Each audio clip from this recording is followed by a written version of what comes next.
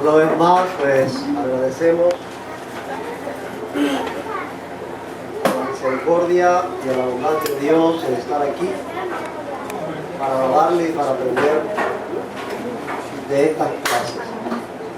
Como bien sabemos, estamos tratando de explicar cómo no es cierto, cómo no es verdad la teoría que existe en algunos sectores del judaísmo mesiánico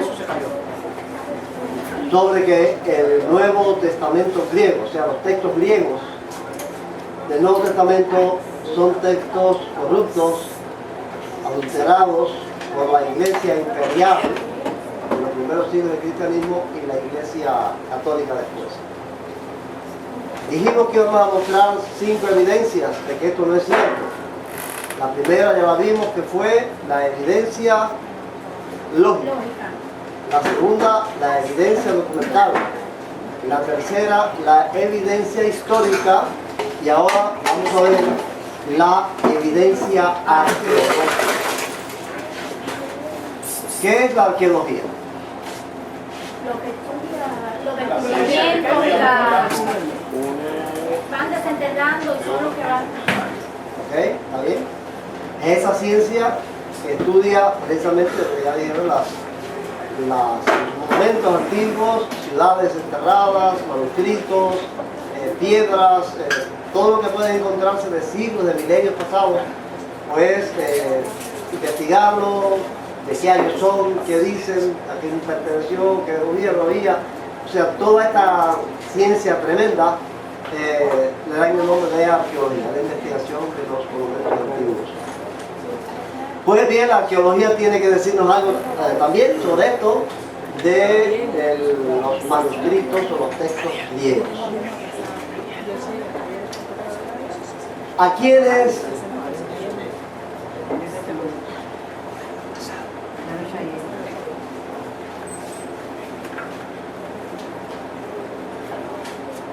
quiénes hicieron el trabajo investigativo les dice algo este nombre? ¿Qué les dice a quienes hicieron el trabajo? Porque ahí fue lo que...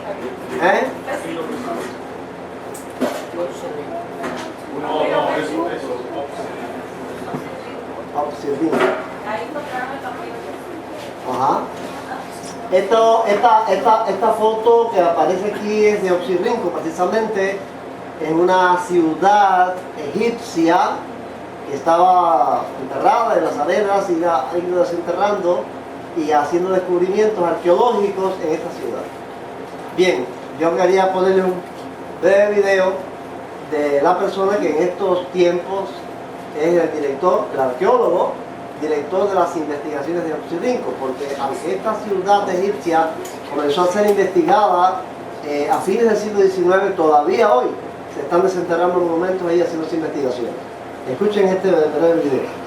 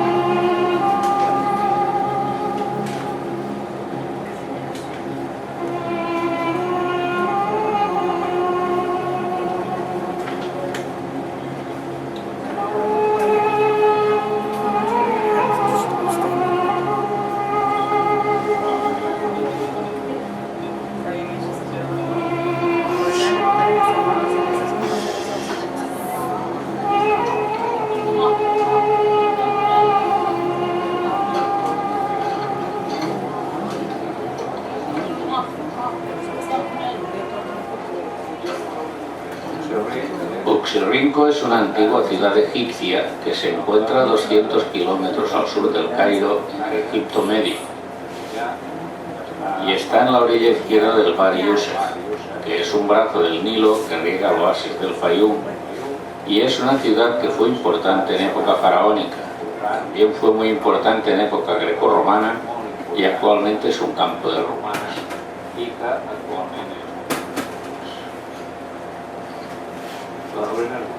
Las ruinas de Oxirrinco fueron descubiertas hace aproximadamente 200 años durante la expedición francesa que dirigió el general Napoleón Bonaparte en Egipto. De esta expedición formaba parte Iván Benon, del cual, cuando volvieron a Francia, publicó un libro titulado Voyage dans la base la haute Égypte, donde por primera vez en el año 1802 da la noticia, los primeros dibujos y las primeras ilustraciones de las ruinas de Oxirrinco.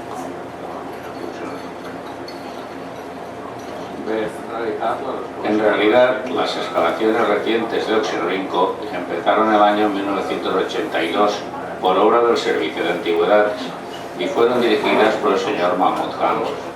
En el año 1992 se formó la misión mixta conjunta entre la Universidad de Barcelona y el Servicio de Antigüedades, y a partir de este momento el director de las excavaciones he sido yo de manera ininterrumpida hasta el 2005.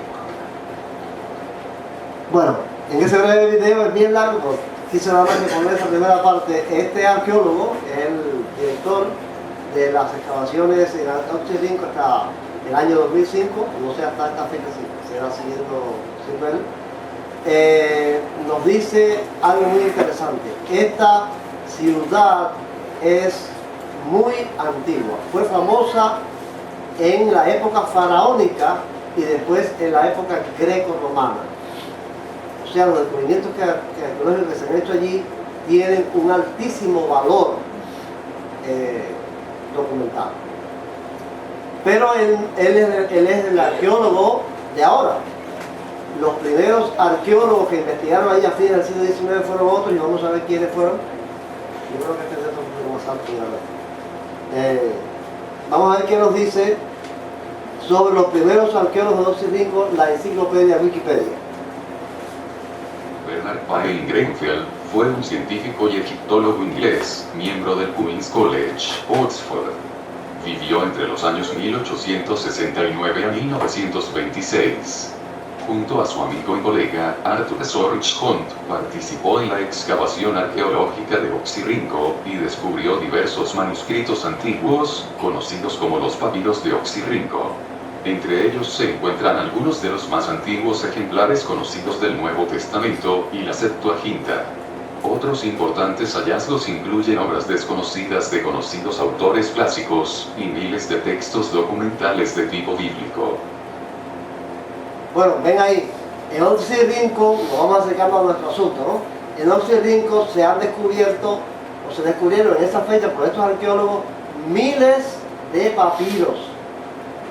No todos del Nuevo Testamento, algunos del Nuevo Testamento y de obras clásicas de filósofos griegos, de poetas, también la Septuaginta del Antiguo Testamento y otros manuscritos que tienen que ver con liturgias y con diferentes relacionados con el cristianismo. Él trabajó junto a su compañero, que es este señor. Arthur Sorge Hunt fue un papirólogo inglés. Vivió entre los años 1871 a 1934. A lo largo de 30 años, Hunt trabajó junto con el que sería amigo personal y compañero del Queen's College en Oxford, Bernard Grenfell, en excavaciones arqueológicas en Egipto, donde recuperaron y estudiaron infinidad de papiros, incluyendo los famosos papiros de Oxirrinco. Su trabajo mantuvo altos estándares de calidad y fiabilidad, y sus métodos de trabajo fueron un referente para otros editores. Su trabajo conjunto tuvo que interrumpirse durante la Primera Guerra Mundial, pues Hunt tuvo que servir en ella. Su gran especialidad en papirología le hizo ser admirado en todo el mundo, y llegó a ser nombrado doctor honoris causa en las universidades de Königsberg, Graz y Atenas. Bueno, están calificados los datos obtenidos de estos manuscritos por estos especialistas acreditados. Pero miren qué curioso, ¿dónde fue que ellos descubrieron estos papiros? Veamos qué nos dice la enciclopedia Wikipedia sobre eso. Sobre los papiros de Oxirrinco.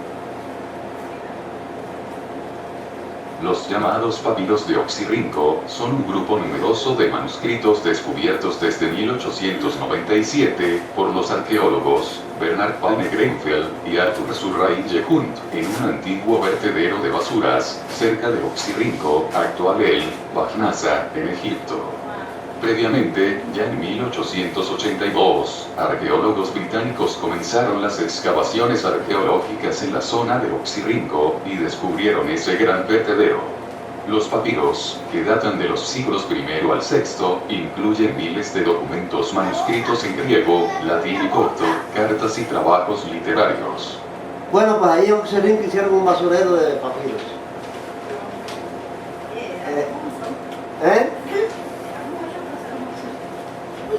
Hicieron un basurero y en ese basurero tiraron los papiros también.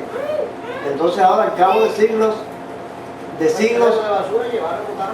y botaron los papiros allí en un vertedero, un basurero, como hoy vemos que hay basureros que salen los camiones estos que recogen basura en la ciudad y los tiran fuera de la ciudad por allá y hacen un montón allí. Pues había un basurero allí en Oxirrinco y en ese basurero tiraron los papiros, ya inservibles quizás para ellos, eso es, y entonces ahora, al cabo de los siglos, los arqueólogos descubren y son documentos muy importantes. Ahora bien, miren este mapa. Este es el mapa de Egipto. Esto aquí es el río Nilo, el delta del Nilo. Este es el Mar Rojo. Aquí está la península del Sinaí. Esta aquí es Palestina. Y aquí queda Oxirrinco. De las ciudades que están en los alrededores, ¿cuál tiene que ver mucho con nuestro estudio? Ok. ¿Se recuerdan? Alejandría. ¿Por qué tiene que ver con nuestro estudio? Ahí fue donde surgió el arrianismo. De ahí fue obispo un señor que se llamó Alejandro, partidario de la izquierda de Niceno. De ahí vivió, también fue Atanasio, que después fue obispo de Alejandría, también niceno. Y Arrio, ya dijimos, que era contrario a la creencia en la divinidad de Cristo. Por eso estos papiros de Oxirrinco están denominados como del tipo alejandrino. En los estudios que hacen de los documentos antiguos los arqueólogos, pues hay diferentes tipos de escrituras por ciertas características. Por ejemplo, estos alejandrinos todos están escritos de letras mayúsculas no son los nunciales, llamados nunciales, que letras mayúsculas sin división de palabras. Esa es una característica de los manuscritos que se escribieron en Alejandría. Todos estos papiros de Oxirrinco son del tipo alejandrino. ¿Qué quiere decir? Que estos papiros que fueron descubiertos en Oxirrinco se escribieron en Alejandría. O sea, se escribieron en la ciudad que estamos considerando sobre el problema arriano. ¿Ven la importancia que tienen los papiros de Oxirrinco para nosotros? Por eso les puse el trabajo investigativo de ver ciertos papiros descubiertos allí en Oxirrinco, que están denominados por una letra, P y un número. ¿Cuántos hicieron? No sé qué. Sí, lo han hecho unos cuantos. Sí, no, yo a Ali, el de Ali. Eduardo, a Yareli, Rosario, Jenny, Ariel, Avi. Joseph lo hizo. Joseph también lo hizo, sí, también me llegó el de Joseph. Bueno, por eso era interesante hacer el trabajo, porque van a comprender mejor ahora el valor que esto tiene cuando analicemos ciertos o algunos de estos papiros descubiertos en Oxirrinco.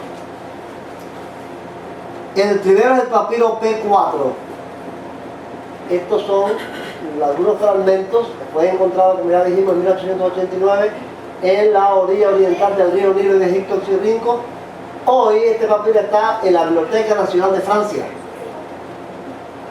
Son varios fragmentos de este papiro P4 que estos arqueólogos, que ya vimos Hunt y Greffel, los fecharon entre los años 175 al 250, o sea, son del siglo II y siglo III. Importante, estos papiros son de antes del problema arriano. Lo escribieron en Alejandría los cristianos antes del problema que surgió el problema arriano. Ahora, estos papiros contienen fragmentos de Lucas 1, 2, 3, 4 y 5. Este que está aquí es Lucas 5, 8. Este fragmento que está aquí. Y dice esto: yo les escribí busqué sacar fotocopias del interlineal griego-español para que puedan ver por lo menos la escritura griega. Dice: y al verlo Simón Pedro cayó junto a las rodillas de Jesús diciendo: apártate de mí, pues varón pecador soy, Señor. Esta frase, cayó junto a las rodillas de Jesús. Hay dos casos en el Nuevo Testamento en que un hombre cae de rodillas ante otro hombre y que un hombre cae de rodillas ante un ángel. ¿Cuál es la respuesta del hombre y del ángel? Cuando Cornelio se fue a postrar delante de El Pedro. caso del hombre que se cayó de rodillas delante de otro hombre fue Cornelio, que se arrodilló delante de Pedro y dijo: levántate, que yo soy hombre igual que tú. Y cuando Juan Delante del ángel. citó a Danis, cuando Juan se arrodilló delante del ángel y el ángel le dijo: levántate, yo soy consiervo contigo y los profetas, adora a Dios. Gloria a Dios. Caer de rodillas delante de un hombre no puede ser. Se convierte en idolatría. Si Pedro cayó de rodillas ante Jesús y Jesús no le dijo: levántate, que yo soy hombre igual que tú, ¿qué significa eso? Que Jesús es Dios. Que aceptó la adoración. Uno de los elementos en el Nuevo Testamento que demuestran cabalmente la divinidad de Cristo fue las tantas veces en que aceptó que las personas se arrodillaron delante de él y le rindieron homenaje un culto. No, y cuando la mujer Por aquella, eso, cuando la mujer aquella derramó el de eso y le besaba los pies. Ajá, son varios los casos, son bastantes los casos que hay en el Nuevo Testamento donde Jesús recibe adoración. En este caso, en la pesca milagrosa, cuando Pedro ve el milagro, se quedó atónito y cayó de rodillas delante de él para adorarlo, para rendirle un culto. Y Cristo no hizo como Pedro, ni hizo como el ángel. Le permitió la adoración. Esto nos demuestra que Cristo es Dios. En un papiro que data entre los años 175 a los 125. Antes de que existiera el problema arriano, los cristianos de Alejandría ya tenían este documento, había sido escrito esto sobre Cristo. Por eso cuando Atanasio defendía la divinidad de Cristo estaba fundamental en esto. Siglo II y III. Vamos al papiro P5. También este manuscrito fue descubierto a finales del siglo XIX en Oxirrinco, Egipto, por estos papirólogos y arqueólogos que vimos. Actualmente yo quise insistir en esto de que ustedes buscaran dónde está ahora, porque al final vamos a ver qué tiene que ver eso. Este papiro está en la Biblioteca Británica actualmente, ahora mismo. Estas fotocopias las ponen en internet de esta biblioteca, de la Biblioteca Británica. Este papiro contiene, data de los años 250, o sea, del siglo III, también antes de los problemas del arrianismo, y contiene Juan, unos fragmentos de Juan 1, Juan 16 y Juan 20. Ese que está ahí es Juan 1:34. ¿Qué dice Juan 1:34? Y yo he visto y he dado testimonio de que este es el Hijo de Dios. Gloria a Dios. ¿Quién dijo esa palabra? Juan el Bautista. No es un hijo del hombre, no es un hijo de José, es el Hijo de Dios, dice Juan el Bautista en un manuscrito del año 250. ¿Sí?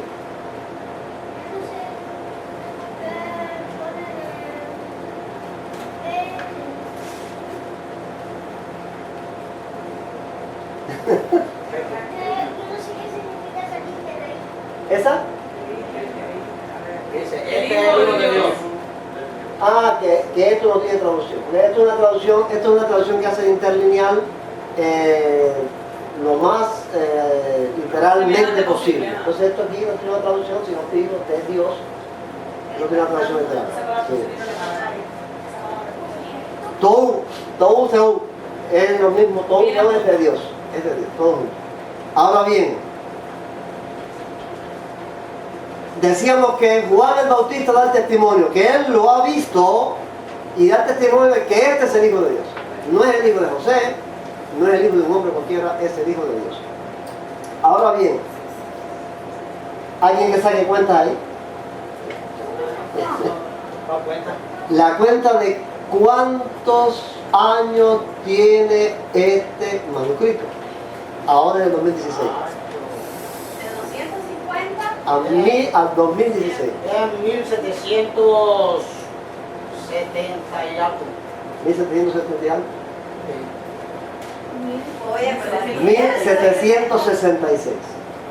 1766 años tiene este manuscrito. Miren lo que dice, recuerda lo que dice.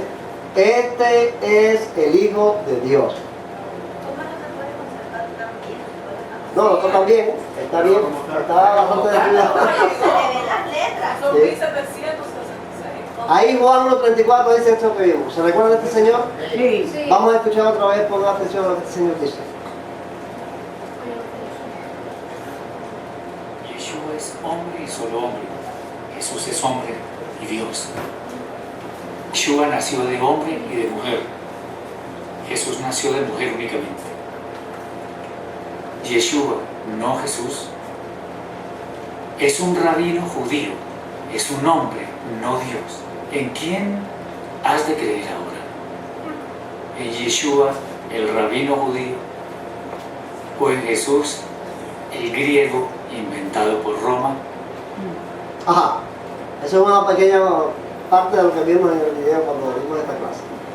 Quisiera llamar la atención a las últimas palabras. Jesús, el griego inventado por Roma. ¿A qué se está refiriendo este hombre, este rabino cristiano? A la creencia de la iglesia. Ajá, A la creencia del ritmo de la otra cubierta. ajá. A la creencia de que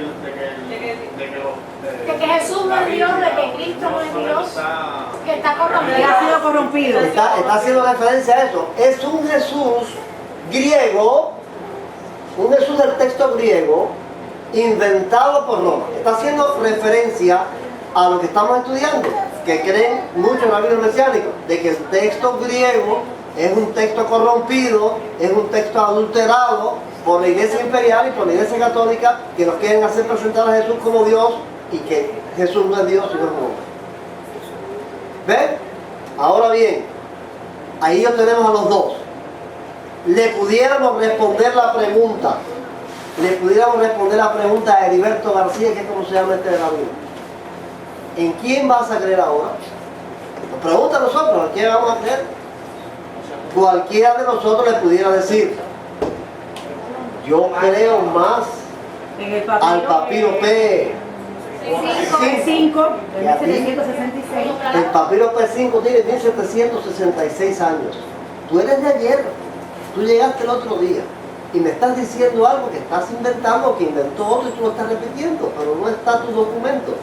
¿Dónde está tu papiro de esa época donde diga que Jesús es un hombre común y corriente? Que ¿A quién le va a creer hoy? ¿Al Hijo de Dios del cual habla el profeta Juan o al rabino inventado por Israel? Pero déjame hacer una pregunta. Ajá. ¿Ellos no creen que Jesús se resucitó el tercer día?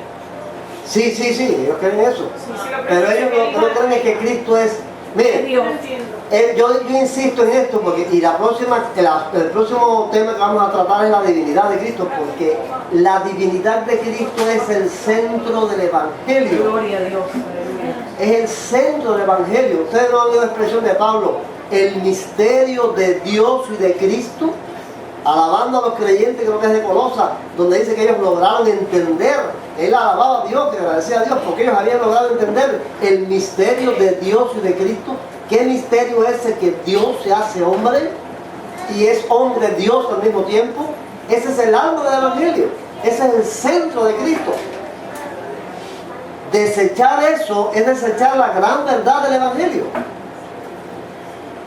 Entonces aquí tenemos el texto de 1766 años, nos transmite el mensaje de Juan el Bautista, donde él dice, yo he visto y he dado testimonio de que este es el Hijo de Dios. Ahora viene este Señor y otros tantos como él a decirnos que no, que eso no es así. Lo que dicen los apóstoles, lo que hemos visto, Lo que hemos visto, lo que hemos palpado con nuestras manos. por tocante al verbo de vida. Eso testificamos. Ajá. ¿De dónde? Ahora ellos dicen que esto es adulterado, pero nosotros vemos que no es adulterado porque en el año 250 los cristianos no existía la iglesia imperial. Mire, Y lo tenemos en griego. No lo tenemos en otro idioma, Sí. lo tenemos en Lo griego. tenemos en griego, en ese papiro está en griego, escrito 250 años a la iglesia perseguida. La iglesia del año 250 es una iglesia perseguida por los emperadores paganos, no es una iglesia imperial, con todo dominado y con todos los ejércitos de sus manos, como quieren hacer ellos, ni mucho menos la iglesia católica. Es la iglesia perseguida del siglo III la que escribe esto. Esa es la verdad. Lo que hemos creído tocante al verbo de vida, que nos transmitieron los apóstoles, es la verdad. Esto, que dicen estas personas, es mentira, es falso. ¿Está importante la prueba arqueológica? Sí. Muy importante. Este es el papiro P9. Fue descubierto en Oxirrinco, Egipto, en el año 1897.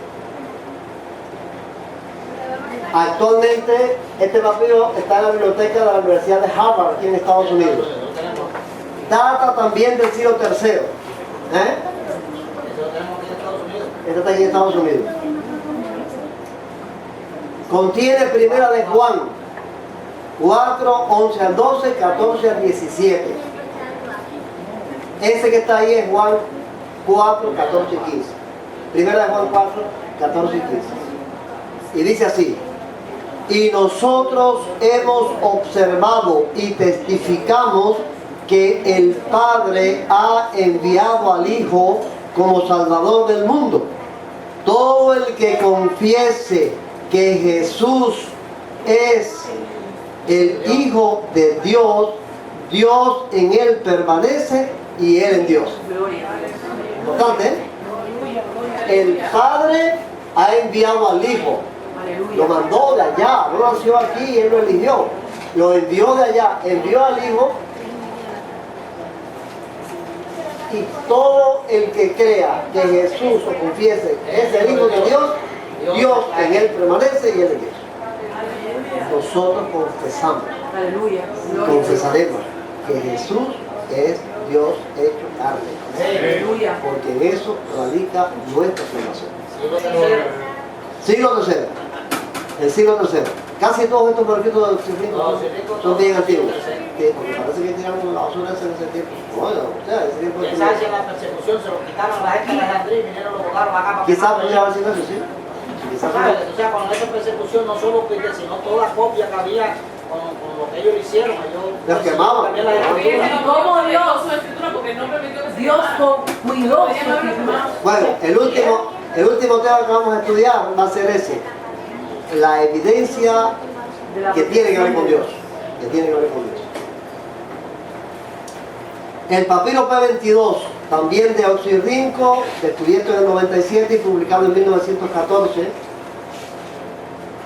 De igual manera del siglo III, contiene Juan 15, 25 al 16, el 2 y del 21 al 32. Ese que está ahí es Juan 16, 28 Una al 30. pregunta. ¿Por qué esos papiros, si se encontraron en el mismo lugar, qué fue lo que hizo que se dispersaran? Pues se dividieron. Porque eso los compran. Después que los compran o los adquieren las bibliotecas, este está en la Universidad de Glasgow en Escocia, lo compran porque son documentos de mucho valor, porque eso valen dólares en cantidad, todos esos documentos. Y los compran las bibliotecas, las instituciones universitarias para estudiarlos y por todas partes están regados. Pero hoy, como tenemos internet, eso está así desde el siglo XIX, por ahí. Pero hoy internet lo pone el acceso de todos nosotros. Bueno, estos son los capítulos de Juan 16, 28 al 30. Dice: salí del Padre y he venido al mundo. Gloria a Dios. De nuevo dejo el mundo y voy al Padre. Aleluya. Dícenle los discípulos de él: mira, ahora con claridad hablas y parábola ninguna dices. Ahora sabemos que sabes todas las cosas y no necesidad tienes de que alguien te pregunte. En esto creemos que de Dios saliste. Aleluya. Gloria a Dios. En esto creemos que de Dios saliste. Jesús estaba consciente de que él venía del Padre. Ustedes no recuerdan aquellas palabras que por poco le cuesta que lo apedreen. Dice: yo soy de arriba, ustedes son de abajo. ¿Ustedes recuerdan esas palabras? ¿No tiene 100 años ahorita Abraham? O sea, todo el dilema, hay un libro por ahí que después vamos a ver si puedo encontrar alguna explicación sobre esto, escrito por Dan Ben Abraham, que se titula ¿Por qué los judíos no creen en Jesús? ¿Se recuerdan que él lo mencionó en un video que pusimos aquí, de que él lo quería traducir al inglés y que iba a estudiar, iba a buscar un anglosajón? Él escribió ese libro, ¿por qué los judíos no creen en Jesús? Y los judíos no creen en Jesús porque la piedra de tropiezo principal es aceptar que Jesús es Dios. Ese es el problema. El problema principal de los judíos es aceptar que Jesús es Dios. Eso no lo pueden aceptar. No lo pueden aceptar. No lo pueden admitir. Ese es el principal Y problema. eso es lo principal del Evangelio. Todo Y aquel que ese es el amor confiese del que Jesús Evangelio. es Hijo de Dios será salvo. Será salvo. Es que Quien ese, no cree en ese es el eso. alma del Evangelio. Esa es la base del Evangelio. El papiro P39, también de Oxirrinco, publicado en 1922. Este papiro está, miren, en el 536 de Broward, en el quinto piso en Nueva York, en una sociedad de artistas, que es esta, saqué la foto, busqué la dirección por Google Maps, y este es el edificio donde está este papiro. Ahí está, testigo fiel. Son testigos vivientes que están ahí. Contiene, es del siglo III también, contiene Juan 8, 14 al 22. Este fragmento es Juan 8, 18 y 19. Yo soy el que testifico sobre mí mismo, y testifica sobre mí el que me envió, mi Padre. Decían pues, ¿dónde está el Padre de ti? Respondió Jesús, ni me conocéis ni al Padre de mí. Si me conocieseis, también al Padre de mí conoceríais. Miren cuántas veces Jesús menciona cuántas veces que Jesús es su Padre. En este breve Padre. Que Dios es su Padre. Que Jesús dice que Dios es su Padre. No es José. No es José. A José lo conocía bien. Puede decir, bueno, no es el hijo de José el carpintero. Claro. Y sus hermanos están entre nosotros. No. Ni nadie dijo no, que era hijo de José. Era la gente la que lo decía. Este es el hijo de José, el carpintero, está aquí su hermano. Este otro de Oxirrinco también, publicado en 1915, papiro P27. Este está en la biblioteca de la Universidad de Cambridge. También del siglo III. Este es en Inglaterra. Contiene Romanos 8, fracciones de Romanos 8. Este está Romanos 9.5. En este fragmento, que contiene Romanos 8, 33 al 9, el versículo 3 y después del 5 al 9, hay este versículo 9.5 que está muy importante, muy importante. Miren cómo dice Pablo aquí en Romanos. ¿De quiénes son patriarcas? ¿Y de quiénes procede el Cristo según la carne? El que es sobre todas las cosas, Dios bendito por los siglos. Amén. ¿Qué interesante está eso? Miren en el contexto, según la Reina Valera, que dice Pablo esto. Verdad digo en Cristo, no miento, y mi conciencia me da testimonio en el Espíritu Santo, que tengo gran tristeza y continuo dolor en mi corazón, porque deseara yo mismo ser anatema, separado de Cristo por amor a mis hermanos. ¿Quiénes son? Los que son mis parientes según la carne, que son israelitas, los judíos precisamente, no pueden aceptar a Cristo, de los cuales son la adopción, la gloria, el pacto, la promulgación de la ley, el culto y las promesas.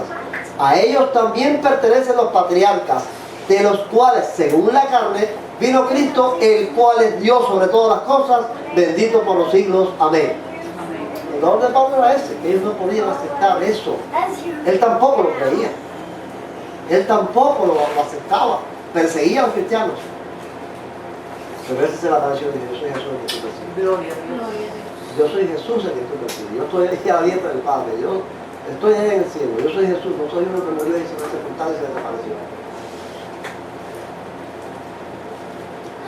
El papiro P24, también descubierto en Oxirrinco.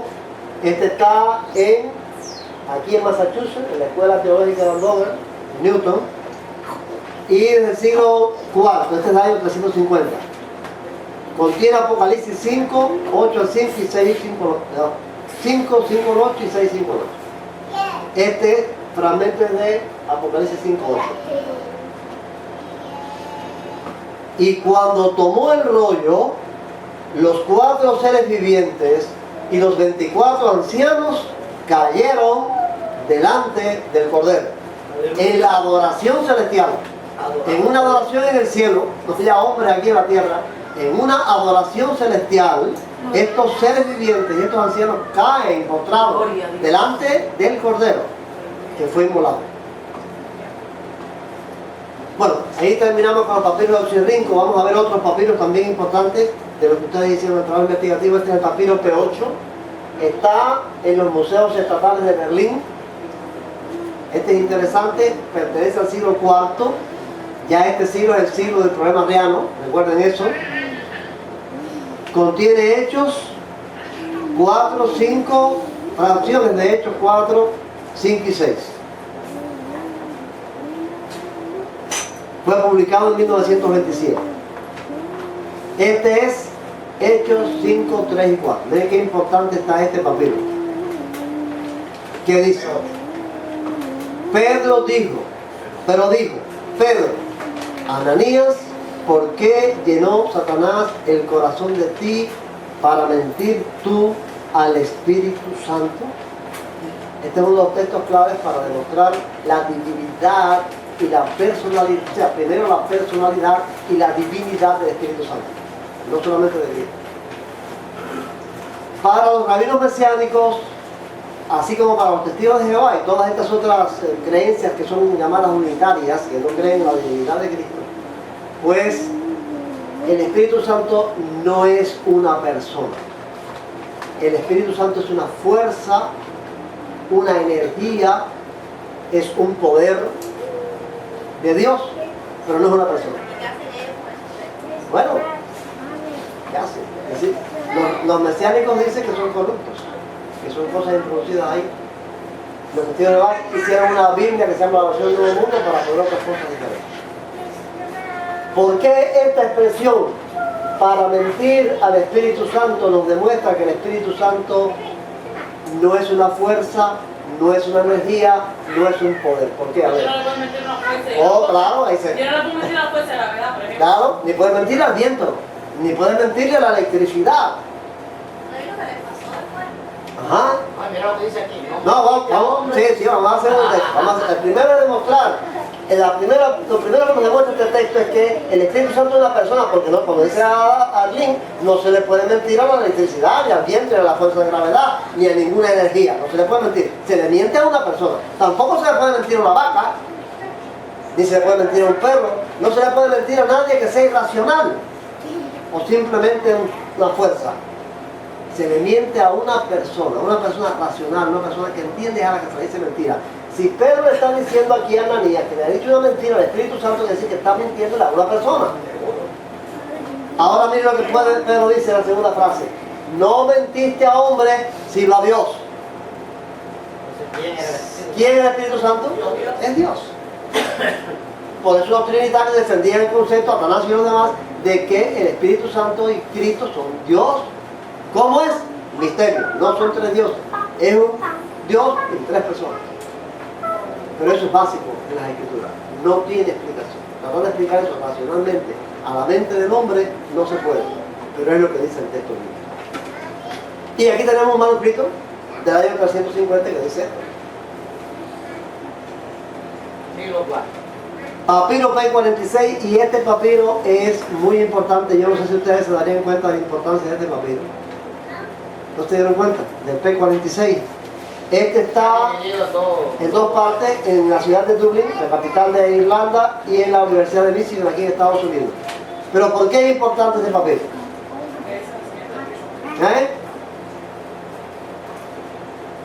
Es del siglo segundo y tercero, 175 a 225. Si es más viejo que el anterior. Este papiro fue probablemente obtenido de antiguos comerciantes ilegales, para lo que Ramiro estaba preguntando, porque están, bueno. A causa de esto, las circunstancias exactas de su hallazgo no están claras.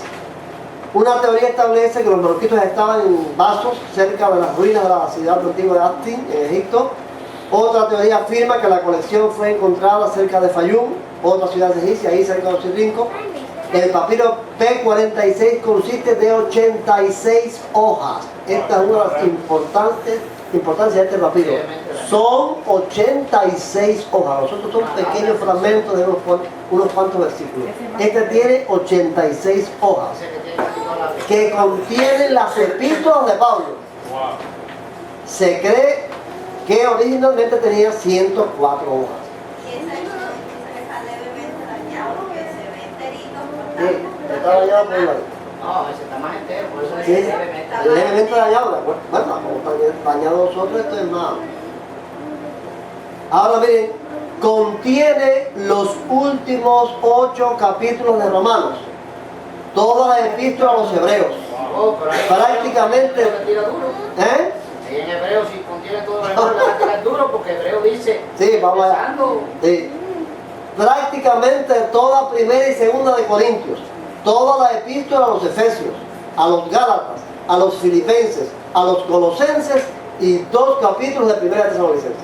Todo eso del segundo y tercer siglo, de los años 175 al 225. Ahí está ese testigo, el papiro P46.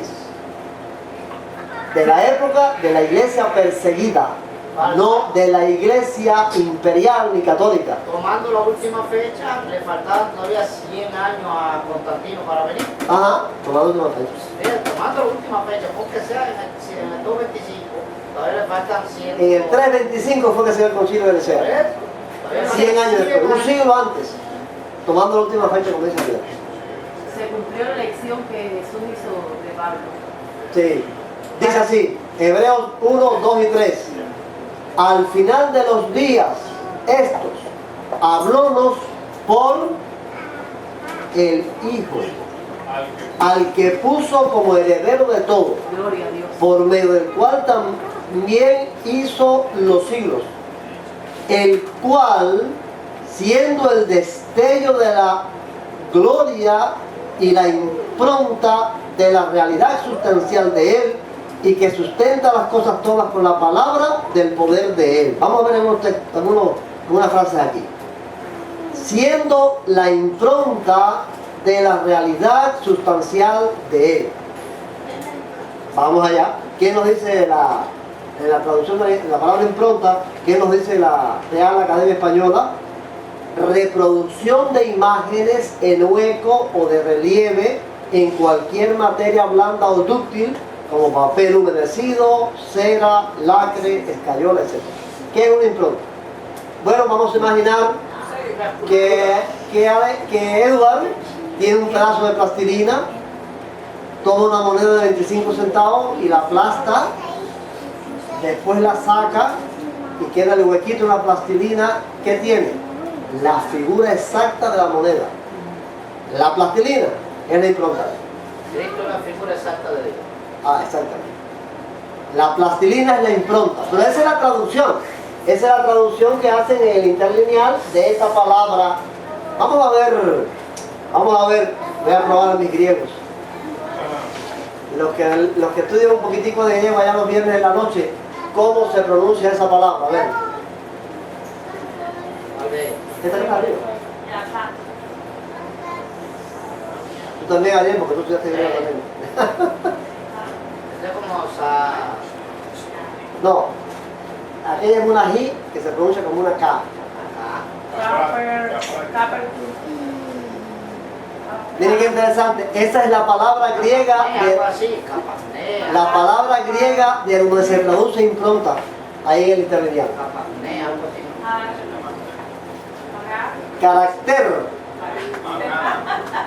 Esto es un error. Carácter. No es carácter porque la acentuación es la última, en la E. Carácter. Ahora bien, miren lo que significa este diccionario. Explica el significado de las palabras en griego. El diccionario Biblia es muy interesante. Miren lo que significa esa palabra en griego. Carácter denota, en primer lugar, una herramienta para grabar. Luego, una estampa o impresión, como sobre una moneda o un sello, en cuyo caso el sello o puño que hace una impresión, lleva la imagen que produce, y viceversa. Todas las características de la imagen se corresponden respectivamente con las del instrumento que las ha producido. En el Nuevo Testamento se usa metafóricamente en Hebreos 1:3, del Hijo de Dios, como la imagen misma de su sustancia.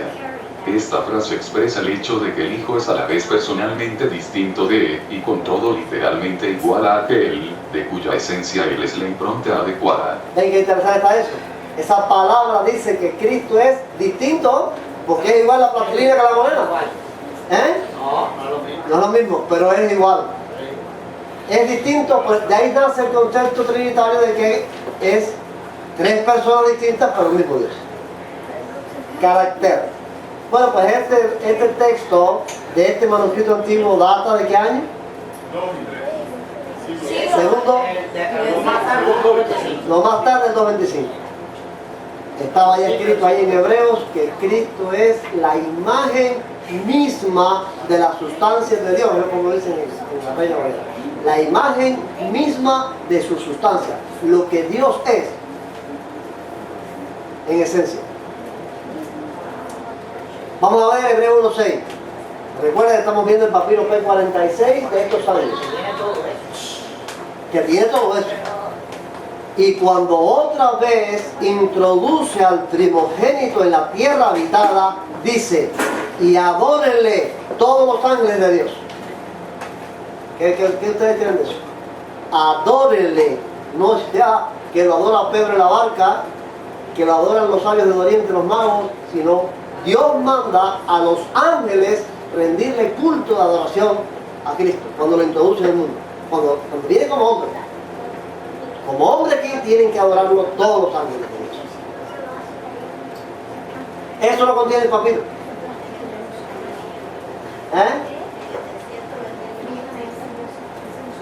Por eso, como dice la Intercita, los ángeles venían en el desierto y los servían.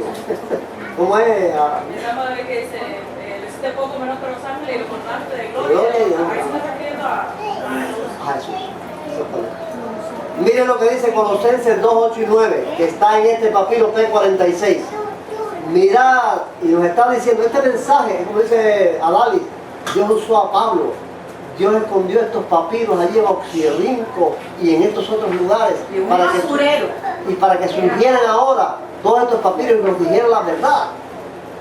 Porque ahora está pasando esto, ahora mismo este es un mensaje actual, porque está pasando, mirad que nadie a vosotros haya que esté saqueando mediante la filosofía y el vacío engaño conforme a la tradición de los hombres, según los elementos del mundo y no según Cristo, pues en Él habita toda la plenitud de la deidad corporalmente. ¿No es un mensaje para ahora?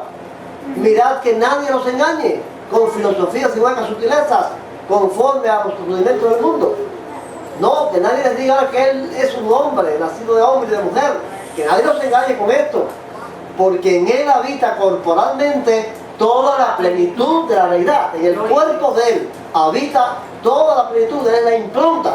Él es la imagen misma de Dios. Por eso decía, si me conocieras a mí, conocerías a mi Padre. El Padre y yo, una cosa somos. Felipe. Bueno, el Padre nos basta, yo Felipe. Felipe, ¿me has visto a mí? ¿Has visto al Padre? ¿Ves la impronta? Es el puño, el sello de lo que es Dios. Yo creo que el Nuevo Testamento es más que claro, suficientemente claro sobre esto. Vamos a ver Filipenses 2:5-7. También está en el papiro este. Esto pensad entre vosotros, lo que también en Cristo Jesús hubo, quien en la forma de Dios existiendo, no rapiña consideró el ser iguales cosas que Dios, sino que a sí mismo anonadó, forma de siervo tomando, de esclavo tomando, en semejanza de hombres hechos. Fíjense qué explicación tan clara y consistente da Pablo ahí en Filipenses, que Filipenses es una de las epístolas que está completa en el papiro P46. Vamos a ver. ¿Cómo pronunciamos esa palabra? ¿Quién la pronuncia? Yo hoy pensaba traerles aquí, que se me fue de la mente después, traerles el abecedario se lo voy a traer porque vamos a seguir estudiando este asunto del griego. El abecedario en griego y su equivalencia al español, para que más o menos puedan entender las palabras. Es fácil de entender. Algo así, hay morir, algo así. No, Eduardo, Porque la fila es como si fuera una Z.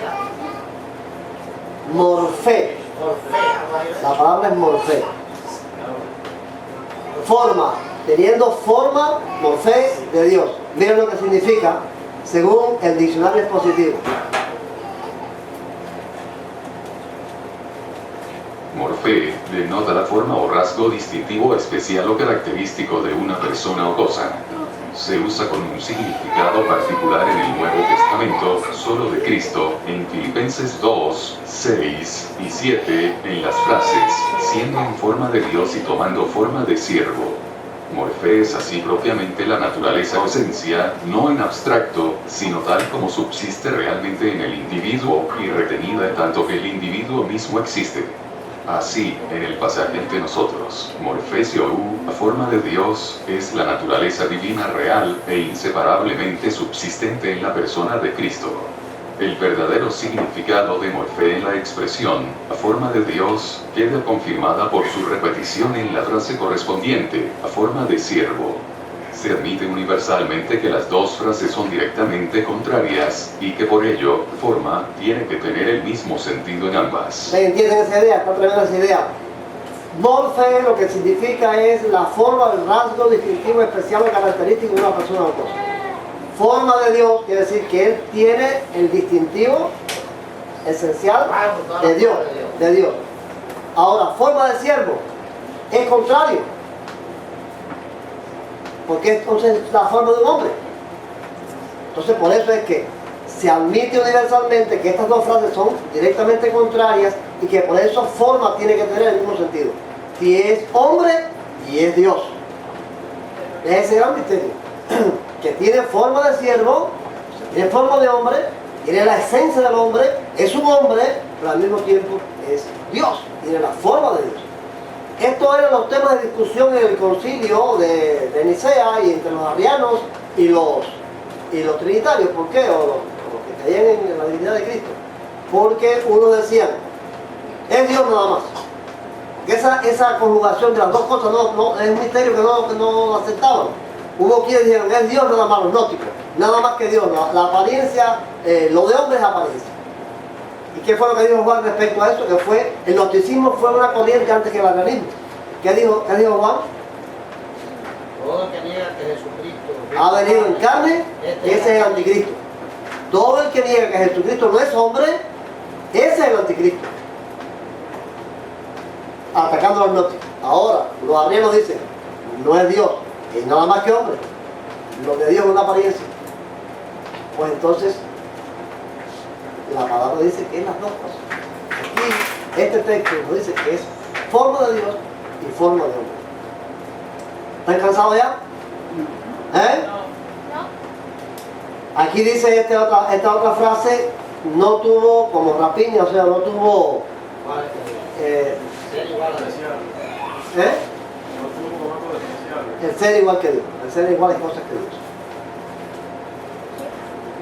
Papiro P46, en Filipenses 2, 9 al 11, al final, o ahí en el medio dice, toda rodilla de seres celestiales y de los sobre la tierra y debajo de la tierra, ¿qué pasa? Toda rodilla se doble. Toda rodilla se doble. Quiere decir que toda rodilla de los celestiales y de los terrenales adoren a Jesucristo. Y debajo de la tierra. Y debajo de la tierra. ¿Quién puede negar?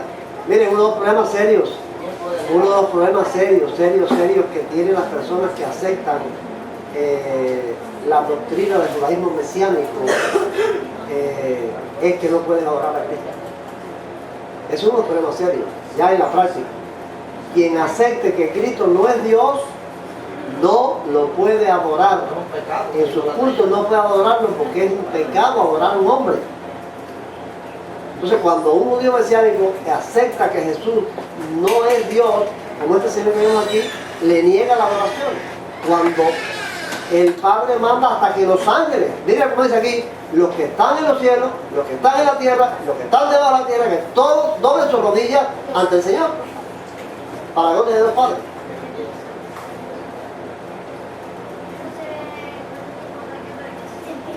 ¿Tú estás cansadito, verdad?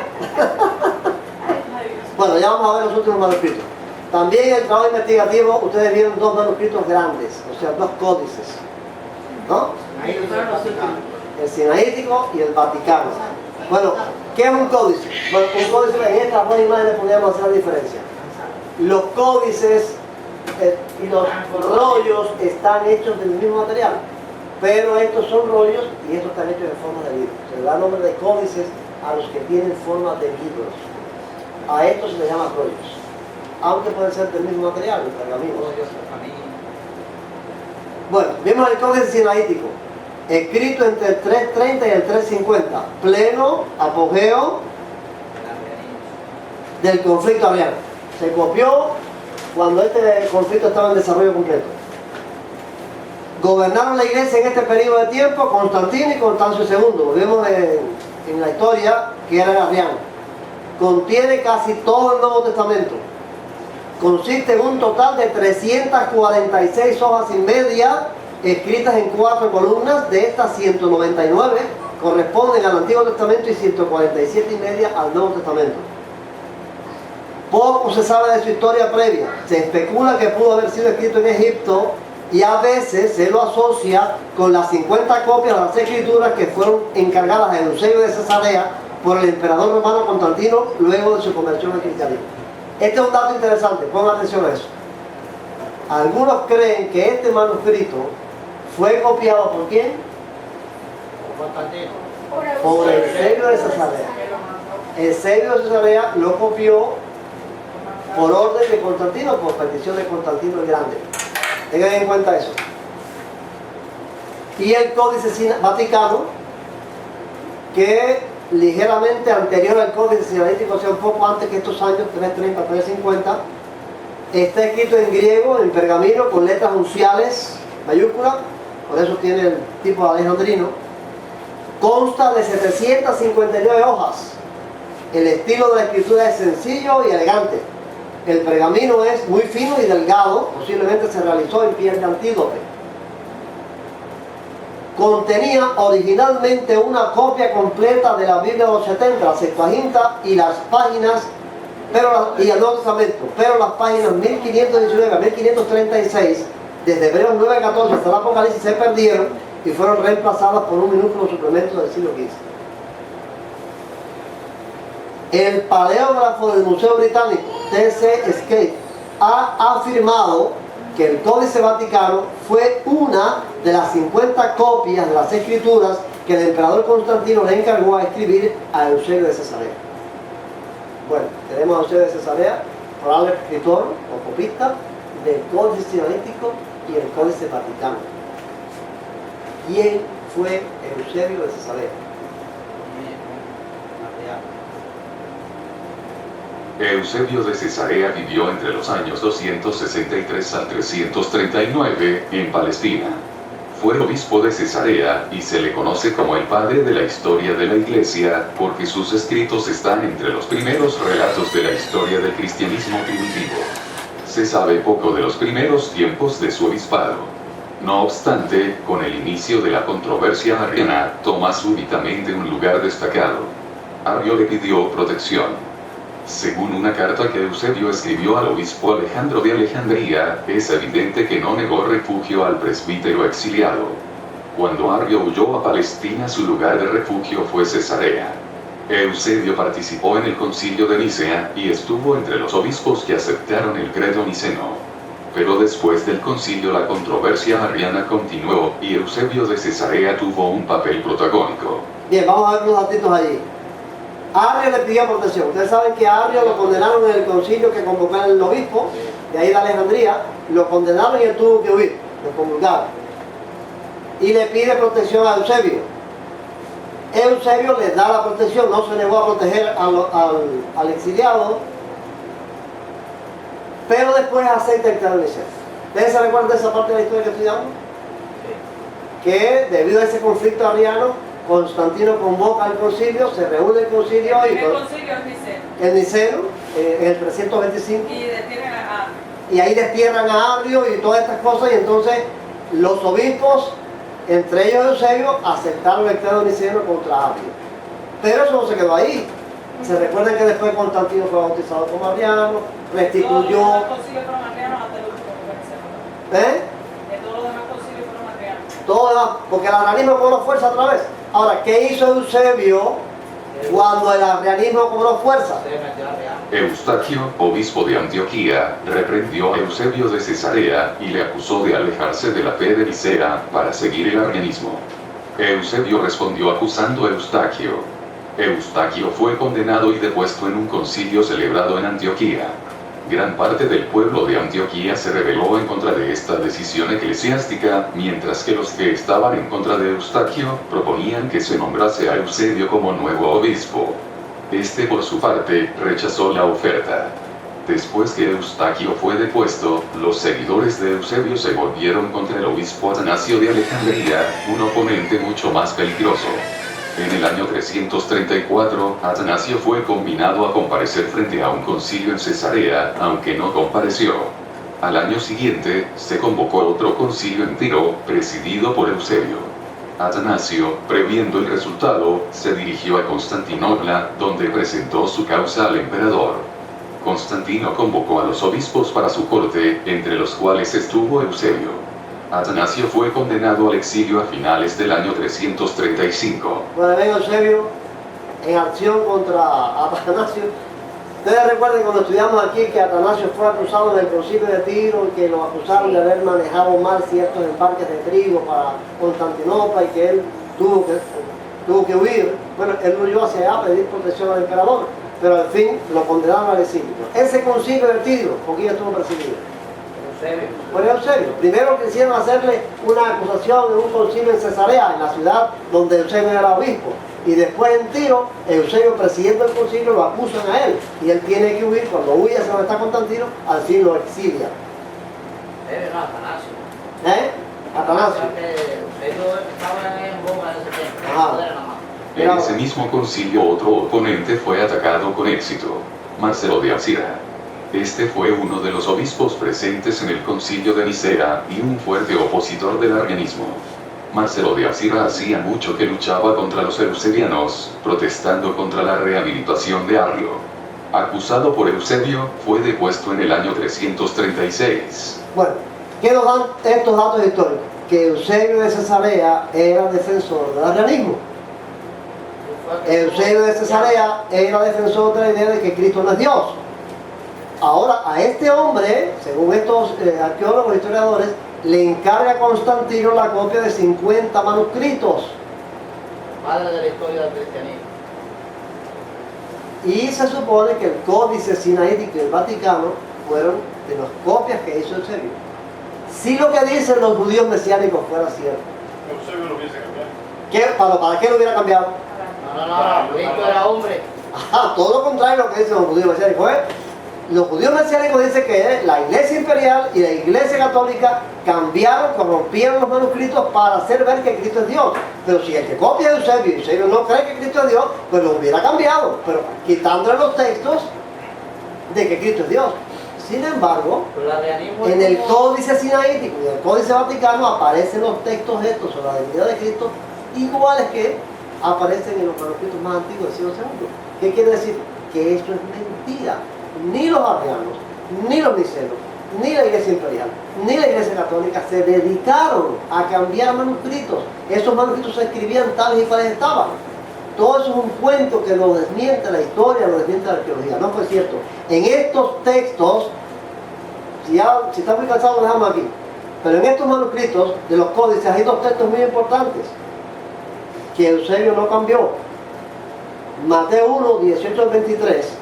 Y de Jesucristo el nacimiento hacía, estando prometida en matrimonio la madre de él, María, a José, antes de convivir ellos fue hallada encinta, estando del Espíritu Santo. Y José, el marido de ella, justo siendo, y no queriéndola denunciar, tuvo intención de a ocultas repudiarla. Mas estas cosas él cuando pensaba, he ahí un ángel del Señor en un sueño se apareció a él diciendo, José, hijo de David, no temas recibir a María la mujer de ti, porque lo que en ella engendrado del Espíritu es santo. Y dará a luz un hijo, y llamarás el nombre de él Jesús, porque él salvará al pueblo de él de los pecados de ellos. Y esto todo aconteció para que fuese cumplido lo dicho por el Señor, por medio del profeta cuando dice, mira que la Virgen en el vientre tendrá, y dará a luz un hijo, y llamarán el nombre de él Emmanuel, lo que es siendo interpretado, con nosotros Dios. Eso lo escribió Eusebio. Supuestamente lo escribió Eusebio al hacer el manuscrito. Lo hubiera quitado. Eso Eusebio lo hubiera quitado. Si lo que dicen los judíos mensajeros no fuera así. Y el otro es Lucas 1:26 al principio, que es lo mismo, pero relatado por Lucas. Ahora será llamado Hijo de Dios. Termina el texto ese. La evidencia arqueológica, esta es la conclusión, que estudiamos nos demostró tres cosas muy importantes. La primera es que los manuscritos del texto griego existen realmente, físicamente, en distintos lugares del mundo. Y aquí hay una lista de los manuscritos que vimos. ¿Dónde están? Las bibliotecas, las universidades, ¿dónde están?